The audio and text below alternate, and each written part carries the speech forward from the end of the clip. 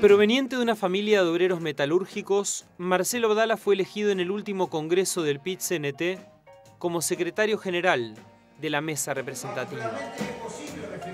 Su designación se produce en momentos en que aumenta la tensión entre la Central de Trabajadores y el gobierno a raíz de las nuevas pautas salariales, la negociación de un acuerdo global de servicios llamado TISA y la menor inversión prevista para las empresas públicas que los trabajadores perciben como palancas del desarrollo nacional. Estas diferencias llevaron al PIT-CNT a definir en los últimos días un paro nacional de 24 horas para el próximo mes de agosto, el primero del segundo gobierno de Tabaré Vázquez. De tamaño histórico, porque en definitiva pretenden resolver cuestiones que han quedado pendientes desde el artiguismo.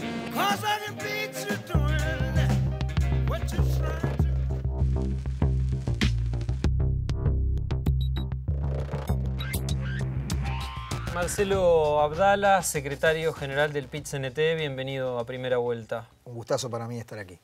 ¿Cómo se evalúan desde el PIT-CNT estos primeros 4 meses del gobierno de Tabaré Vázquez? Porque a juzgar por los pronunciamientos de la central y cierta efervescencia social, da la impresión de que el gobierno no arrancó con buen pie.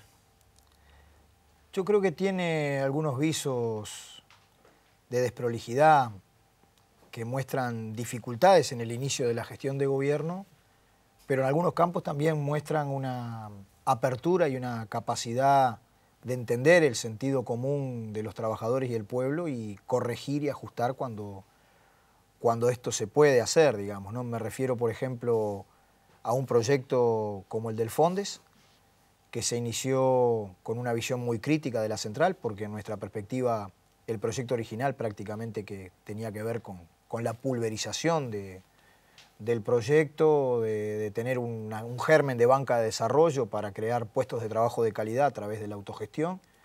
Pero también es verdad que distintos procesos apuntaron a que el 1 de mayo nuestro PIT-CNT pudiera decir que se habían desarrollado avances sustantivos en el Fondes y que nos sentíamos parte, digamos, de la aprobación de la ley.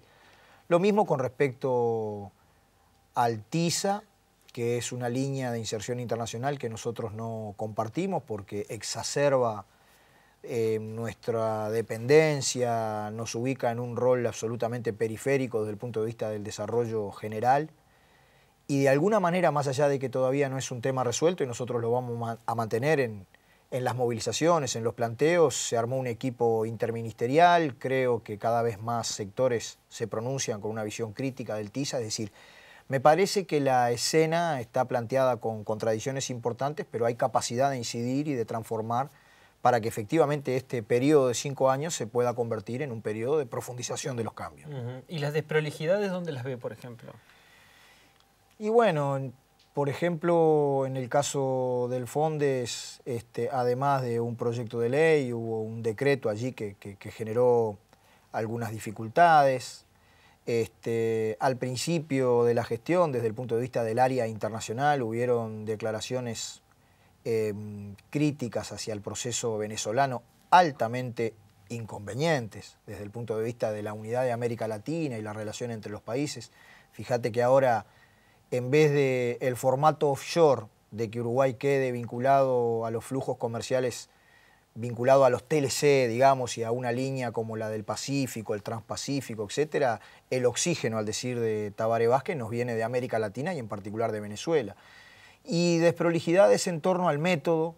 Nosotros, por ejemplo, de los criterios que va a impulsar el Poder Ejecutivo para los consejos de salario, nos enteramos por la televisión y por la conferencia de prensa, cuando el PIT-CNT había pedido con bastante tiempo de anticipación una reunión interministerial con Economía y con Trabajo, que nunca se concretó. Ahora se corrige el método. Hoy no ha salido públicamente nada de cuáles son los criterios que el Poder Ejecutivo va a llevar a la negociación de públicos y mañana tenemos Consejo de Salario Público, es decir, está esa bipartita que va a funcionar poniendo la información.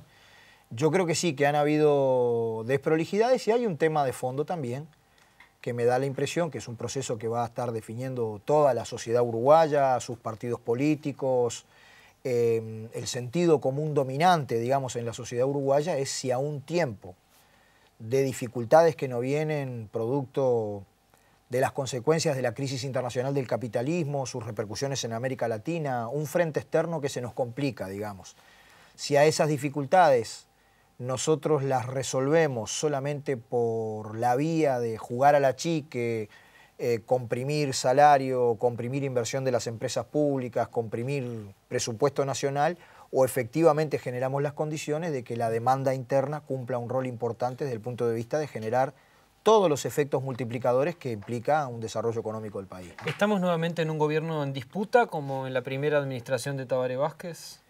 Yo entiendo que esa conceptualización es adecuada, porque en una sociedad capitalista dividida en clases, con intereses distintos, pero también no solamente desde un punto de vista teórico, sino de la agenda social, cultural y política que se marca todos los días con un sentido cultural dominante que reproduce las formas de pensar y los esquemas de las clases dominantes, todas las herramientas de definición entran en tensión y están en disputa, y también el gobierno, sin duda, ¿no? ¿Comparte con el vicepresidente del PIT-CNT, José López, que las pautas anunciadas por el gobierno para los consejos de salarios son de una política económica neoliberal?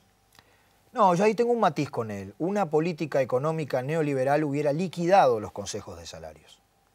Es distinta la valoración. ¿Y cómo hay que calificarlas, estas pautas? Yo creo que son unos criterios que tienen un fallo conceptual importante, a lo sumo generan congelación del poder de compra del salario real en los momentos, estrictamente en los momentos en que se dan los correctivos, es decir, recién al segundo año y en el tercer año.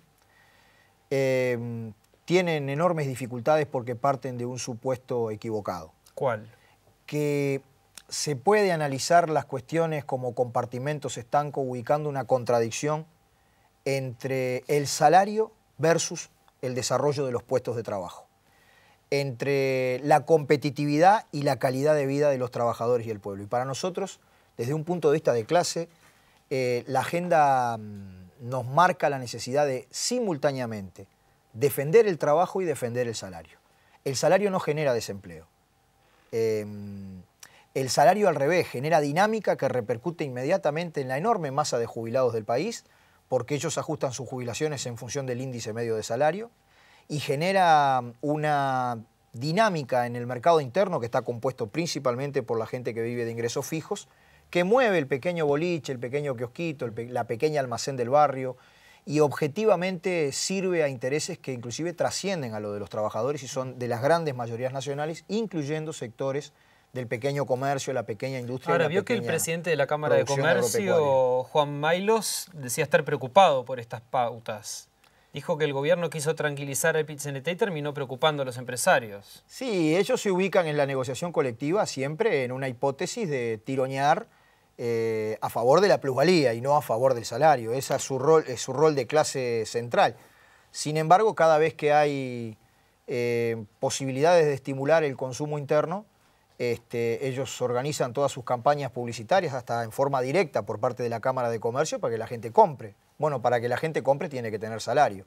A no ser que la lógica que nos propone la Cámara de Comercio es que aumenten todo el resto del salario menos lo de mi empresa. Ahí hay una contradicción grande, digamos, que hace parte de esta sociedad, ¿no? O sea que usted parte, digamos, de la premisa de que desde la base, desde el vamos, están estas pautas salariales mal enunciadas, que contienen una falsa oposición. Totalmente. Desde nuestra perspectiva, el valor generado en la riqueza generada en la sociedad surge del trabajo. Y en esta sociedad hay una parte del trabajo que reproduce la totalidad del jornal del trabajador y hay otra parte que reproduce, digamos, el excedente, el plusvalor del cual el capital saca su ganancia. Si hay que controlar las cosas en este país, hay que controlar mucho más la ganancia del capital que el salario del trabajador. Porque si bien es cierto que hemos tenido procesos de negociación colectiva y de crecimiento del salario real, todavía hay una cantidad muy grande de trabajadores que están con salarios sumergidos y por tanto deberían haber otros criterios menos restrictivos para la negociación. Ahora, ¿cómo se hace para controlar la ganancia del gran capital cuando el gobierno, por ejemplo, les anuncia menos impuestos? Bueno, ahí hay una contradicción, ese es un proceso. A nosotros nos interesa, por ejemplo, partiendo de la base que el decil más pobre de la sociedad gasta alrededor de un 60% de sus ingresos en la alimentación y gasta un porcentaje enorme de sus ingresos muchas veces en el alquiler, hemos sostenido que para tener una política consistente de redistribución de la riqueza, por lo menos algunos productos básicos que hacen a la canasta elemental de la gente, no la satisfacción de todas las necesidades, que en el siglo XXI, bueno, tienen que ver con muchas otras necesidades que inclusive son culturales, de comunicaciones, etcétera, sino lo básico que tiene que tener resuelto cualquier ser humano. Hemos planteado la necesidad de que se estudien formas adecuadas de controlar los precios de los productos más necesarios para la gente. Yo creo que hay que abrir la cabeza y abrir toda una serie de debates de economía política, de cómo es ser de izquierda en un momento de restricciones en nuestro frente externo. ¿Cuáles son los resortes y las medidas que hay que tomar para que los cambios no se detengan, que es la consigna central del PIT-CNT, ¿no? Ahora, precisamente en esa campaña con la que ustedes hacen un poco un juego de nombres, esa campaña del Frente Amplio en las elecciones pasadas de Uruguay no se detiene, también anunciaban que no iban a poner más impuestos. De alguna manera se estaba atando la mano el gobierno con esa idea de que no va a colocar nuevos impuestos a los grandes empresarios. Creo que Tabaré Vázquez dijo que no iba a generar nuevos impuestos, que es otra cosa distinta a que eventualmente no se pueda revisar la estructura del actual sistema tributario. Pero, por ejemplo, Astori le dice a la Cámara de Comercio que el gobierno va a revisar incluso algunos aportes patronales que pagan, algunos impuestos que pagan las grandes empresas para evitar que se vayan del país, darles más beneficios. Nosotros tenemos otra propuesta. Es decir, el gobierno cumple su promesa electoral si no crea un impuesto nuevo, pero revisa las franjas del IRPF.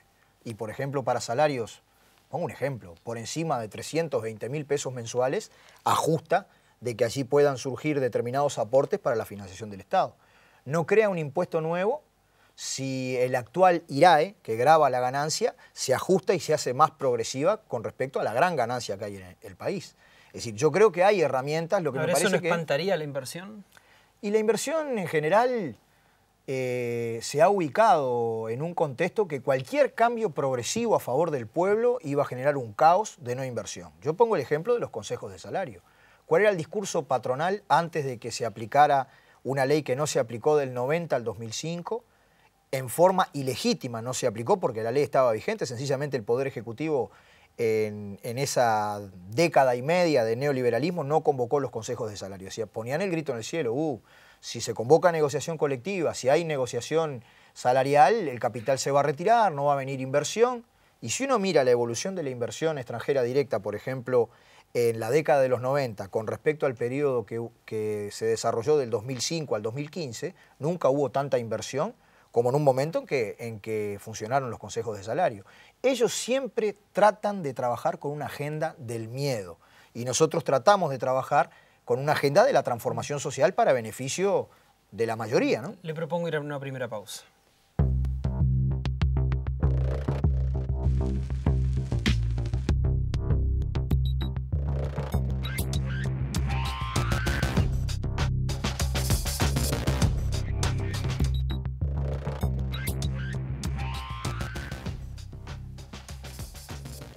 ¿Se puede leer que el gran telón de fondo de los reclamos de la Central de Trabajadores es en realidad el presupuesto quinquenal?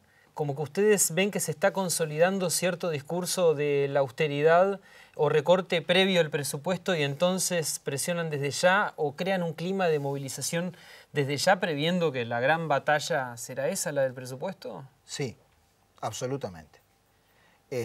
Yo creo que estamos en un semestre en el que se sintetizan años, por la primera expresión de los consejos de salario, pero en particular por el presupuesto nacional, que luego tiene consecuencias en las rendiciones de cuenta de cada uno de los años de esta gestión de gobierno. Y yo creo que el movimiento sindical trata de contribuir a la democracia de las perspectivas que no se consolide una profecía autocumplida.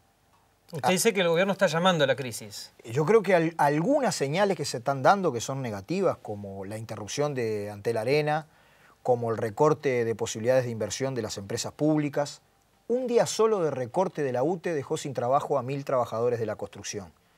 Y ese mensaje tan exacerbado, digamos, que a veces habla de la austeridad, que a veces habla de la cautela, al final de cuentas empieza a generar un comportamiento en los agentes económicos que no es bueno para el país. Entonces nosotros decimos, no, hay que esperar un poquito.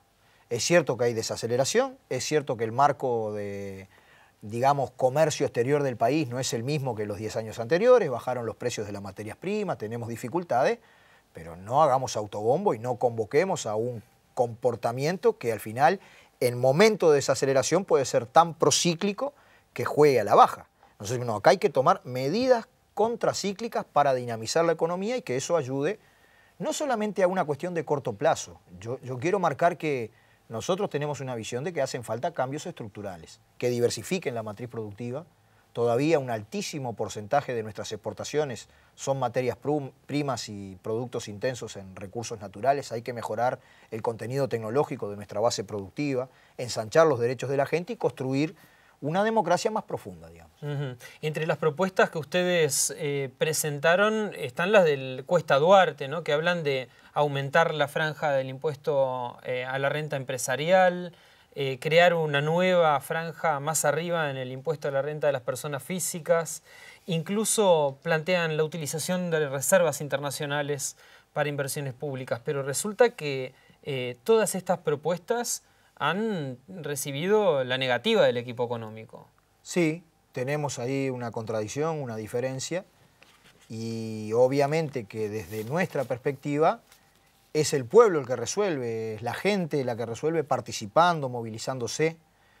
Yo creo que está muy bien profundizar la discusión lo más rigurosa posible. Nosotros lo primero que quisimos hacer es no pedir todo para todos, es decir, no aparecer en la discusión presupuestal con demandas que tienen que ver con la educación, con que se llegue concretamente en este periodo al 6% del PBI para la ANEP y para UDELAR, que planteen cuestiones en materia de la salud, la inversión en ACE, pero además la profundización del Sistema Nacional Integrado de Salud, que planteemos cuestiones vinculadas a la vivienda o al salario de los trabajadores de la Administración Central, o propuestas que mejoren la infraestructura productiva del país, solamente pidiendo cuestiones que son necesarias, sino haciendo un esfuerzo intelectual para decir, bueno, ¿de dónde pueden surgir los recursos que financien estas propuestas? Ahora, estas propuestas son muy parecidas a las que enarbolan, por ejemplo, ¿no?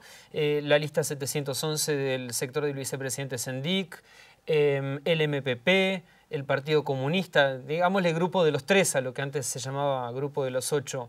¿Puede ser que ustedes estén intentando por el movimiento sindical lo que no se logra en la fuerza política de gobierno? No, porque si ese conjunto de sectores y grupos políticos no existiera, desde un punto de vista de clase el movimiento sindical debería plantear lo mismo. Porque tiene que ver con que en el escenario concreto, en vez de una política de achique, digamos, se pueda desplegar una situación de cumplir con objetivos de transformación. Ahora, Astori no lo ve así. Él dice que no va a apostar a la chique, que viene una inversión como nunca antes se hizo en los gobiernos progresistas. Yo lo quiero ver en números. Porque también sé que hay una fuerte inclinación para completar, digamos, las posibilidades de inversión pública a través de las PPP. Es decir, las participaciones público-privadas, que a mí me parece que pueden ser de alguna manera pan para hoy, hambre para mañana. No existe un capital que haga filantropía. Si invierten es porque lo hacen con una expectativa de rentabilidad.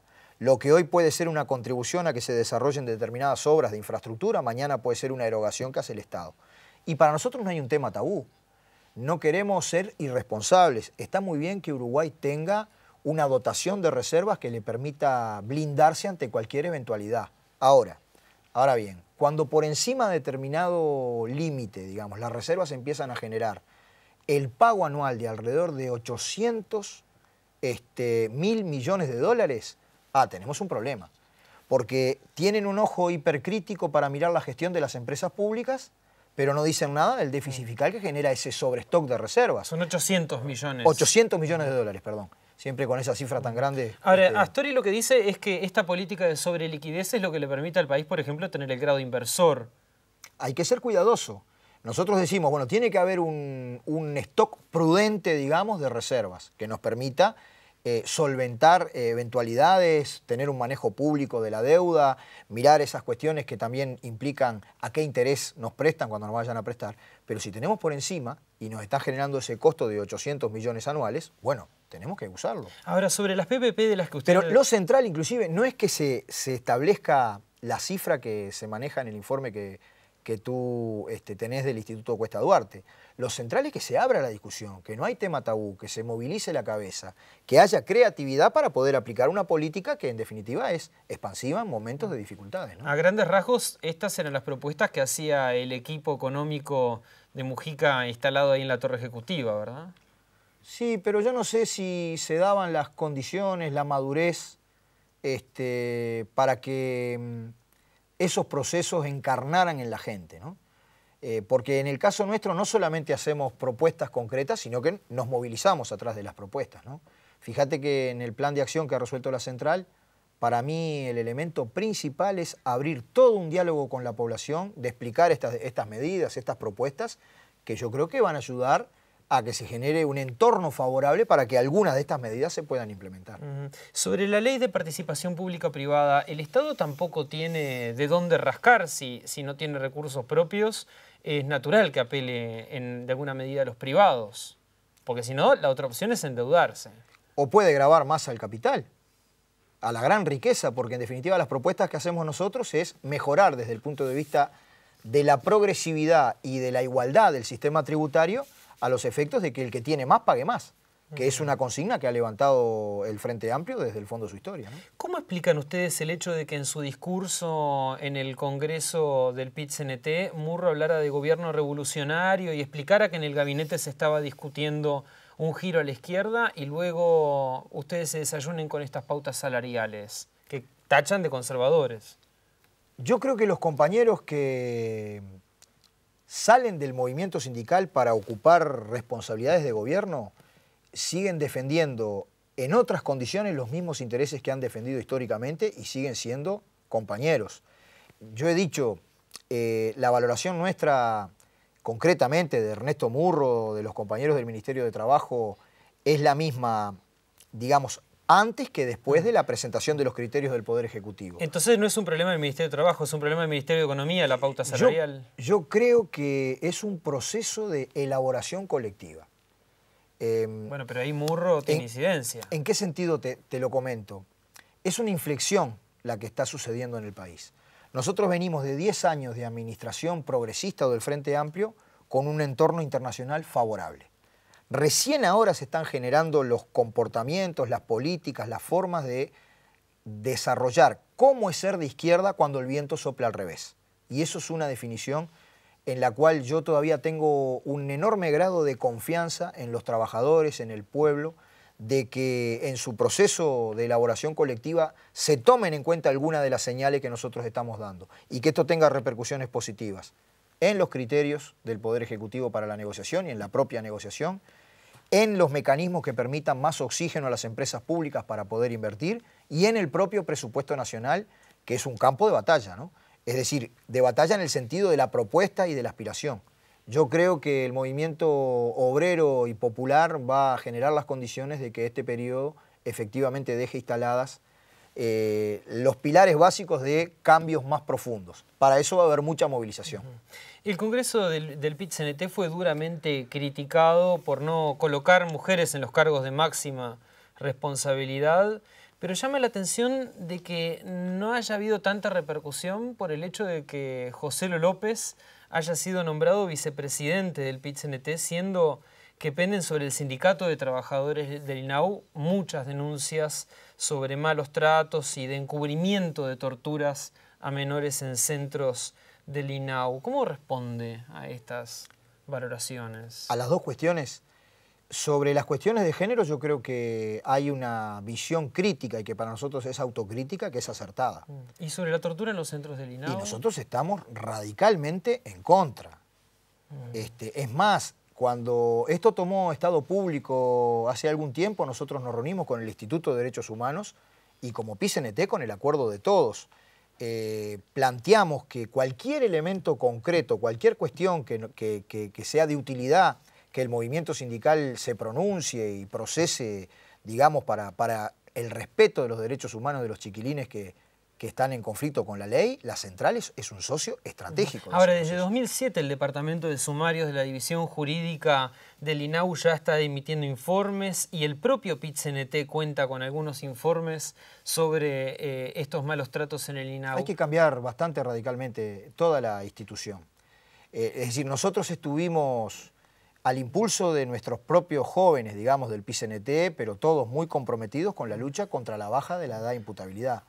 En torno a esa cuestión hay algunas señales positivas que se están dando ahora, como es el cierre de la colonia Berro, que a mí me parece que eso es una muy buena señal, pero no alcanza con eso. Ahora, el problema es el sindicato, ¿no? Donde allí radican muchas de las acusaciones y López ha sido el principal dirigente del sindicato. Pero en realidad, por lo que yo sé, tal vez no tengo toda la información que tú manejás, el sindicato como organización colectiva no se puede hacer cargo del comportamiento de tal o cual trabajador. Lo que siempre decimos nosotros en esos casos, con el debido proceso, ¿no es verdad? Que si hay elementos que pudieran demostrar que cualquiera de los trabajadores está en falta con una cuestión tan cara para nosotros como los derechos humanos, hay que denunciarlo y tiene que hay un informe de la Institución Nacional de Derechos Humanos que es bastante duro, ¿no? Habla de cuartos de contención sin luz, de prácticas de amarrocamiento.